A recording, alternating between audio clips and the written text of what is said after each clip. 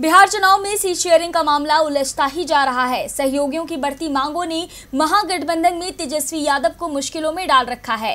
तेजस्वी यादव यदि सहयोगियों के दावे की माने तो आरजेडी के लिए ही बिहार विधानसभा में लड़ने के लिए सीटें नहीं बचेंगी। इस बीच सीपीआई-एमएल ने महागठबंधन छोड़ने के संकेत दे दिए हैं। तो क्या है पूरा मामला और क्यों सीपीआई-एमएल महागठबंधन से अलग होने की कर रहा है बात, देखिए इस रिपोर्ट में।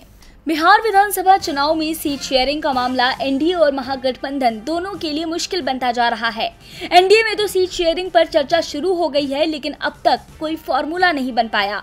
वहीं महागठबंधन में तेजस्वी के साथ घटक दलों की बैठक नहीं हुई, जिस कारण महागठबंधन के सहयोगियों की परेशानी और ज्यादा बढ़ती जा रही है।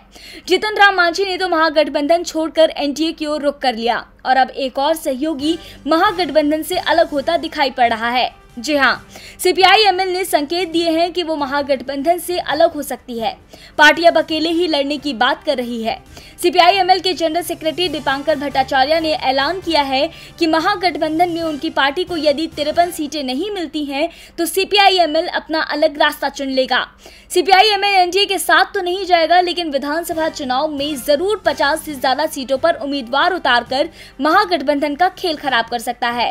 भट्टाचार्य ने कहा कि अभी आरजेडी की ओर से उनके पास सीटों को लेकर एक प्रस्ताव आया है, लेकिन इनमें उन्हें इतनी कम सीटें ऑफर की जा रही हैं जो हमारे लिए मानना बेहद मुश्किल है।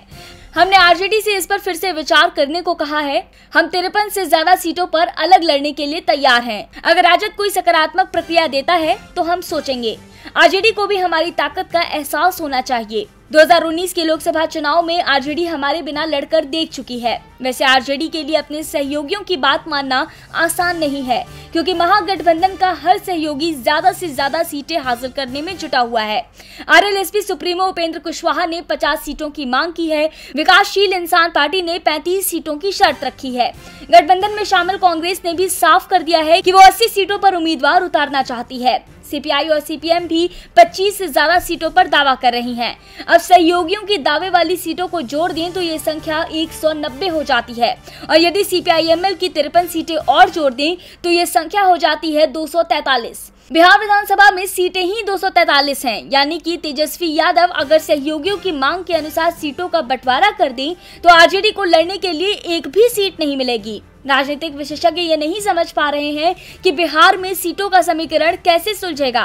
कोई भी पार्टी समझौते पर तैयार नहीं है। ऐसे में महागठबंधन के सामने मुश्किलें बढ़ती जा रही हैं। चुनाव नजदीक है, अब ये देखना होगा कि आरजेडी सीटों का समीकरण कैसे सुलझाती है। टीवी लाइव की रिपोर्ट।